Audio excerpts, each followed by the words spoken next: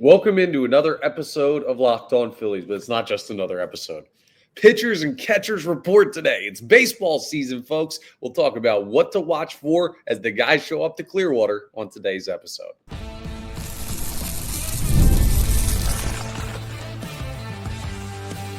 You are Locked On Phillies, your daily Philadelphia Phillies podcast. Part of the Locked On Podcast Network, your team every day.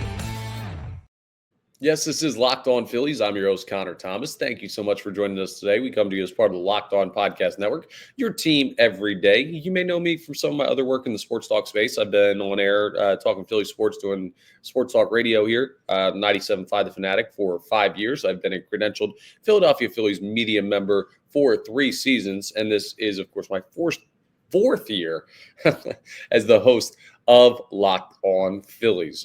Please make sure you're rating and reviewing if you're listening to this in podcast form. We're available wherever you get your podcasts. If you're watching us on YouTube, go to the Locked On Phillies YouTube channel and hit the subscribe button. It'll get you notifications when new episodes are posted so you don't miss any of the great new information we're going to have for you now that the season's getting going here. It's free. It's easy. It really helps us out if you do it as well. Today's episode is brought to you by FanDuel. Right now, new FanDuel customers can get $150 in bonus bets if your first $5 bet wins. Download the app or head to FanDuel.com to get started. Folks, you made it. Today, we saw pictures from sunny Clearwater, Florida. And while it's snowy and cold here in Philadelphia, the boys are back at spring training. Well, at least the pitchers and catchers. But they reported today. It was report day for the Philadelphia Phillies. The position players will be there later this week. And it's just a beautiful, beautiful thing to see those guys down there. So as spring training begins or kind of gets its toe dipped into the water of Clearwater, we're going to talk in today's episode about what to watch for on the day that the pitchers and catchers have reported to Clearwater. The focus, where's it going to be for the next couple of days before the team really gets going. We're also going to talk about some injury info to keep an eye on with pitchers and catchers. And I've kind of an interesting question to round out. Like, who's the leader here? And I'm talking about the pitching staff. Who will be the guy that's like, oh, this is the dude? It might not be who you think. But we will discuss that coming up. But let's start with just the things to focus on as pitchers and catchers report. Now, something important to remember, right? You're not going to see Zach Wheeler go down there and throw an 80-pitch bullpen, right? Like, that's not what he did today. You saw a couple of guys throw lightly. Andrew Painter didn't even step on a mound. Apparently, him and Jesus Luzardo were just playing catch with a football. Like, the guys went and they golfed this afternoon. There's nothing too crazy going on down there in Clearwater to start, but you do start to hear a little bit from some of the guys about the expectations and about the focus. Dave Dombrowski talked, and he had some very interesting things to say. And Dave Dombrowski isn't going to tell you, like, hey, we didn't do enough this offseason. We stink. We're not going to get the job done, especially when he brought back basically every player from a 95-win division winning team. So he sounded pretty confident. He also talked about some of the young prospects. Now, mainly the guys that you're keeping an eye on right now are guys like Mick Abel and Andrew Painter, who are up. Like, Aiden Miller is not with the team yet. Justin Crawford's not with the team yet. So those guys, when they do get into camp, are some of the younger prospects that you'll watch. But, you have a nice mix of prospects. You have the vets. You have the guys kind of in the middle being the, like, Christopher Sanchez and Ranger Suarez and Jesus Luzardo and Orion Kerkering and Jose Ruiz and these guys that have, like, been on the team or been around baseball or whatever, but haven't really been veteran status yet. You have the guys that just will go about their business, like Zach Wheeler and Aaron Nola, who will take care of everything they need to. Jose Alvarado. On the catcher side, JT Realmuto. And then you got the young guys and guys that are trying to break their way in, and we'll see if any of them can find their way. Now, most likely the young guy to focus on is Rafael Marchand, because I would be floored if Rafael Marchand is not the backup catcher on opening day for the Philadelphia Phillies. So he's a guy that I'm very interested to watch, and we're going to get a big time indicator of who is going to be the backup catcher very quickly. It's going to be one of those things that'll be super obvious early, I think, at least, because unlike other positions, right? Like when Brandon Marsh rolls down there to spring training, if he's ready to go, like he could play in the first spring training game. I don't know if he will or not, but like they'll toss him out there in the outfield for 2 innings or whatever. Like if Bryce Hart, well, probably Bryce Harper's not a good example because he's just so much worth so much money. But like once Max Kepler gets down there, like if he's good to go, they'll toss him in left field. Once Alec Boehm's good to go or Bryson's not, they'll play him. But JT Realmuto as a catcher, they're probably going to take their time with him, right? They're probably not going to just pop him out there in first game action. Work on stuff, rest him. We know part of the issue last year was that he was dealing with a lot of aches and pains, and that's just age, and that's catching a lot of innings, and that's no fault of his. It's just reality. But we will see right from the jump how the Phillies are handling the split of time between Garrett Stubbs and Rafael Marchand, and who's getting the most innings with the top starters, and then who's getting innings with the secondary guys, and then they'll have younger catchers. There's a bunch of catchers down there to be able to give them enough guys to catch for all the pitchers that you bring to a major league camp. But see where that balance is. I'd expect we see Marchand get a lot of the work early with some of the top pitchers. But JT will be putting work into it. It won't just be Marchand. It's not like JT's just sitting on his rear waiting for stuff to happen. But outside of those three guys, there's nobody really catchers-wise to keep an eye on, which is why the pitchers and catchers report date is a fun, like, symbolic holiday, but really not much gets done until the full team is down there in camp, right? There's not all that much that you're going to learn from today. Besides, Dave Dombrowski spoke. Rob Thompson seemed pretty darn focused on just, hey, let's get things going. Let's take it easy. The guys played golf. It is spring training, after all. So one thing that I don't want to see from the fan base, like I know there are going to be some crazy lunatics that are like, they played golf on the first day after they got knocked out by the Mets in the divisional series. Like they went and had a golf outing. They should be working. Like spring training for guys that are going to make the major league roster, for guys that have been on the major league roster, like that are high level. It's basically like a workout camp in the nicest location possible. Like it's basically, it's not boot camp. All right. It's like, I don't know. You and the boys are going on vacation. There happens to be a gym in your hotel and you use it every day. Like that's kind of what spring training is for these guys. Like it's not that big of a deal for them to go at it day in and day out, because frankly, the more important part of spring training, and Dave Dombrowski talked about this, is managing the workload so you don't overload players before it's time to actually play the games that matter. Little by little, these guys are going to just get into shape. They're going to work everything out with their arm. Dave Dombrowski did say that everybody reported on time and healthy. There were a couple of visa issues for guys, but not like the main dudes that are going to be on the major league roster. Like everyone who you're worried about, everyone whose name you know, they're healthy, they're ready to go, they're down at spring training, right? Everyone expected to be there is there. And that's good news, because in the past we've seen Taijuan Walker not be ready, Ranger Suarez not be ready, like guys not have their availability to start pitching. They're behind the eight ball. Next thing you know, you're starting different guys to start the season, or the bullpen is all kinds of messed up, and then you've got guys trying to get ready as the team plays games. I've already told you before on this podcast, the opening stretch of the season for the Philadelphia Phillies is not ideal for a ramp-up period. They play the Dodgers and the Braves pretty quick off the rip. So you're going to have to be ready to go when you come back north, when spring training gets done in 43 days now. So this is the time to just kind of take it easy, take it light, stretch out, do what you got to do. The other things that we're going to be watching just as pitchers and catchers report, I brought this up a little bit, but watch Nat Gelb, who covers the team for The Athletic. Watch Jason Stark, who does a great work like nationally covering the sport. Watch some of these great baseball writers that are Philadelphia-based or Philadelphia-focused that have access to the team, that will write a lot about the mentality, because that's something else I'm really, really focused on. Like, what mentality does this Philadelphia Phillies team come into spring training with? What are they going to say? I don't know that I've ever shared. I might have shared this on the podcast before, but I've had a chance to talk to Charlie Manuel, not on air or anything like that. I've had a chance to talk to him personally a couple of times and ask him some pressing questions that I had as a young Phillies team watching his team win in 2008. And one of the things that I'll ask him that I'll never forget about is I asked him when he knew that he had a World Series winning team on his hands. And he said it was when they got on the plane after losing to the Colorado Rockies the year before, like when they got on the plane to fly back, not even before the season was like fully dead and gone yet. And he was just like, it was just the mentality that they attacked that setback with. Maybe we'll see with the Philadelphia Phillies that mentality again this time around, but I'm very interested to see where the team is at mentally, how they're focused.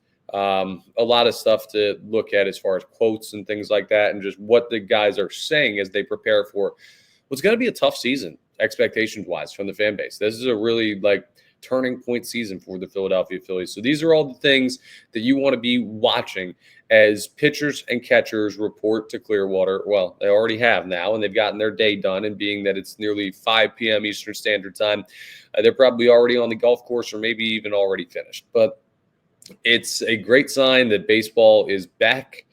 It's great to see the pictures of guys down there. I haven't seen any videos yet because I just woke up from my post 4 a.m. wake up nap and hopped right on here. But I saw some pictures in some of the articles that I was reading, and it's just like it's great to see sun on the backs of Philadelphia Phillies baseball players getting ready for another season. But what's not great to see is the injury stuff that has happened to important pitchers for the Philadelphia Phillies in recent years. And I'm talking recent years. So coming up next, we're going to talk about some injury stuff to keep an eye on and how the Philadelphia Phillies are kind of handling things when it comes to making sure that they don't push their pitchers too far. So we'll discuss that coming up next as we continue today's episode of Locked On Phillies.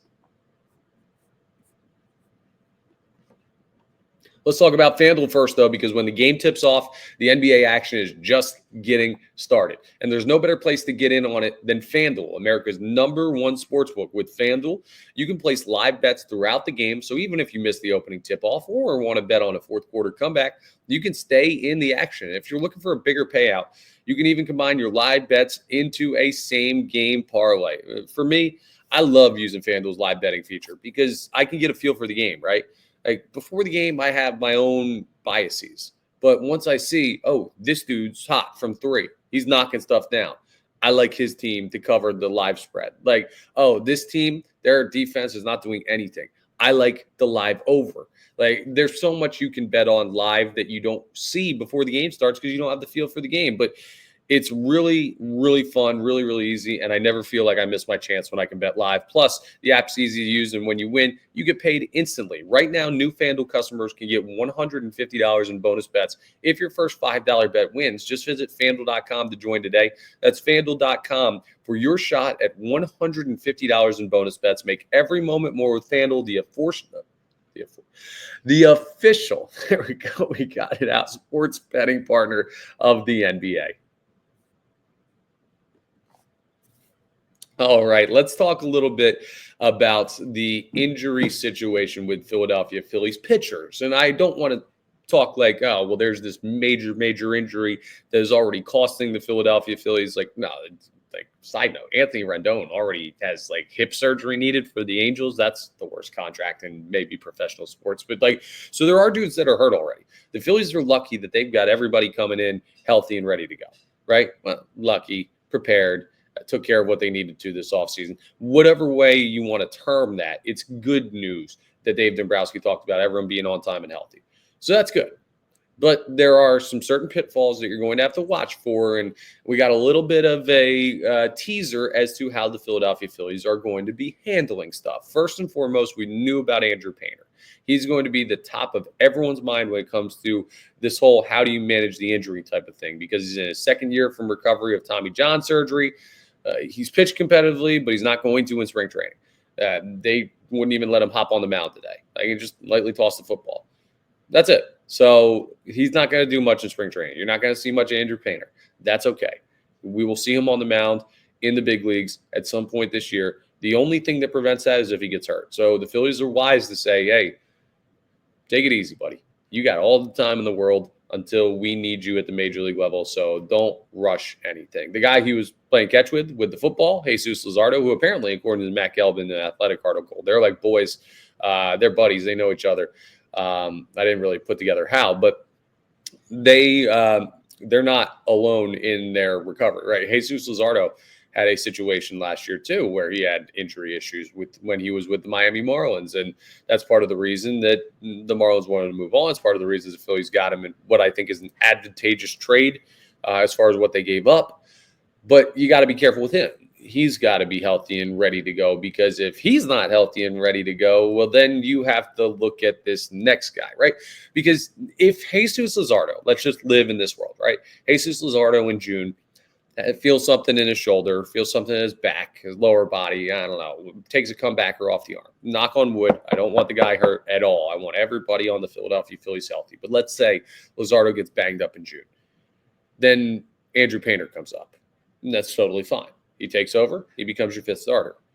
If Jesus Luzardo gets banged up in spring training or in March or in April or in May, Taijuan Walker's probably going to get that spot. Or you're going to be weakening your bullpen, and the guy you're going to bring in to do that, Joe Ross, who is your swingman, has also had a couple of injury concerns in recent years. So, yeah, let's keep these guys healthy. You don't want anyone to blow it out the first day of spring training or in spring training at all. Like, get through healthy, please. For the love of God. We know the type of impact that Rhys Hoskins tearing his ACL had back in 2023 ahead of that season. Like, it's still a great season.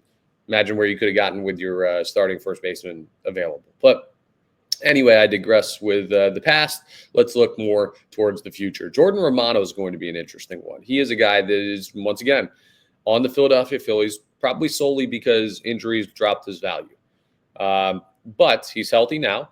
Or at least he's presumed to be healthy. That's another guy that's going to hold a huge role in the bullpen. He's basically either Jeff Hoffman or Carlos Estevez. Take your pick. That's the role that he's going to have, one of theirs, and maybe a part of the other ones as well. Like, he's going to be an important part of this bullpen. He's a talented pitcher, but you can't have him hurt right away. And you got to make sure that you're managing these guys well. So those are some of the big-time arms that you're going to look at. Also, let's not pretend like Ranger Suarez is the world's healthiest baseball player.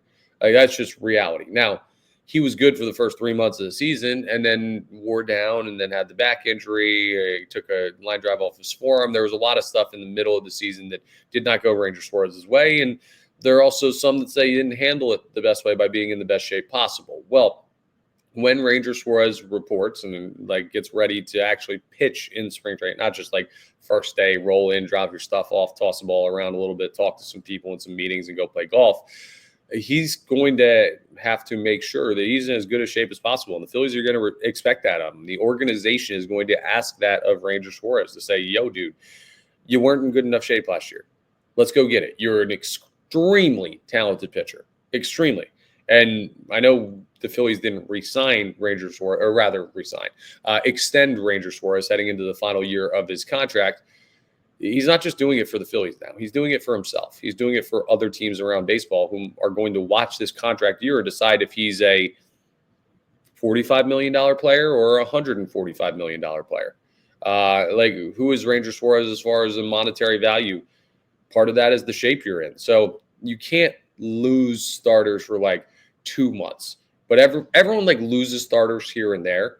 But those long extended absences are what's really going to sink this Phillies team, because I don't think their depth bullpen-wise is great. And I think some of the starters' depth is like our guys that could be bullpen depth as well. So basically you have two groups pulling out of the same bucket. Starters are going to bring these guys up if someone goes down. Relievers are going to bring these same guys up if someone goes down, because you have some swing guys at AAA. And the more you use one for the other side, the more the other side gets exposed to the potential risk of injury and not being able to replace them. So health is paramount, always is. You also talk about some of the minor league guys that got to be ready to go. Guys like Mick Abel, guys like Michael Mercado, guys like, I don't know. Their names like Nick Vespi, who are down there, who they got from the Baltimore Orioles this year. They went and signed him. He's at the major league level a couple of times. Like, there's all these like fringe major league guys that are also going to have to be in the best shape possible. But the main injury things to keep an eye on with the pitchers we've gone through. With the catchers, it's really only one guy, right? Marshawn's been healthy, healthy-ish, actually. You know, he's had an injury issue here or there, but he's been good to go in what the Phillies have asked him to do at the major league level the past couple of years. Garrett Stubbs has been healthy, but JT Realmuto has not been. And he hasn't been like, I don't know, it's not the same thing as Ranger Suarez, where it's like get into better shape, take care of your body better. Like JT does. You just can't, playing the catcher position, take care of your body all that well, because you're just going to be wearing foul balls and contact all the time and everything like that. You're squatting down. It's not a natural position for you to be in all the time. So limiting JT's action is going to be something to keep an eye on. Like, it may be, dude, just kind of hang out. That we may see another JT Realmuto gets randomly tossed from a spring training game, and this time, instead of the conspiracy theory that he just wanted to get out of there, it may actually be true. No, I don't think he's going to get himself intentionally tossed, and I didn't think he got himself intentionally tossed 2 years ago when he just moved his glove accidentally out of the way of an umpire trying to put the ball back in it. Remember that one? What a wild end of spring training that was. But JT is not going to see a lot of time this spring, I'd imagine. That's my guess. Like, that hasn't been expressly said, but it'd be crazy to put him out there and be like, yo, catch some innings. Maybe we even see, like, stay with me on this one, JT at DH, JT at first base, JT playing another position that, just not because he's going to do that in the regular season, but just to get him some reps being on the field and get kind of like the juices flowing to play in a game, even if it is spring training, without putting him behind the dish and upping his risk of like wear and tear. So that'll be interesting to see for the catcher's perspective. But as far as the major league level is concerned, Marchand should be fine, Stubbs should be fine, and you've got a bevy of young guys that are in the minor league system that'll be able to share responsibilities for catching. So those are the things to keep an eye on injury-wise as the guys roll in. But again, one more time, I'll tell you, Dave Dombrowski said it. Everyone's on time, everyone's healthy. We're good to go. Hit the ground rolling. That's a good first step for the Philadelphia Phillies. There are teams around baseball that do not have all their guys ready, that do not have guys healthy, that do not have guys at camp yet because they're trying to figure out what's going on as far as contract situations are concerned, or they were on the team last year and they're a free agent and they haven't been signed, so they don't know where they're going. Listen, the Phillies, for all their run it back stuff, well, they ran it back to some extent, and they got all the guys back on time and healthy. So I don't know. Minor victories, folks, but these minor victories might be the thing that set you apart when the margin for victory is slim, when you start talking about the best teams in baseball. So that's all great news. I'm excited that spring training is back. But I have an interesting question about the pitching staff.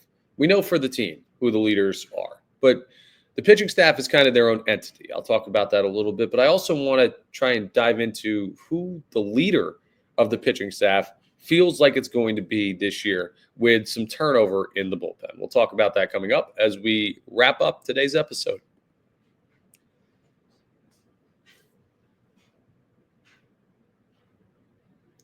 So, who's the leader of the Philadelphia Phillies pitching staff? Like, who's the guy? And I'm not talking talent-wise.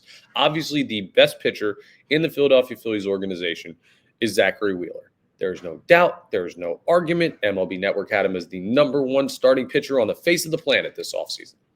He's a monster.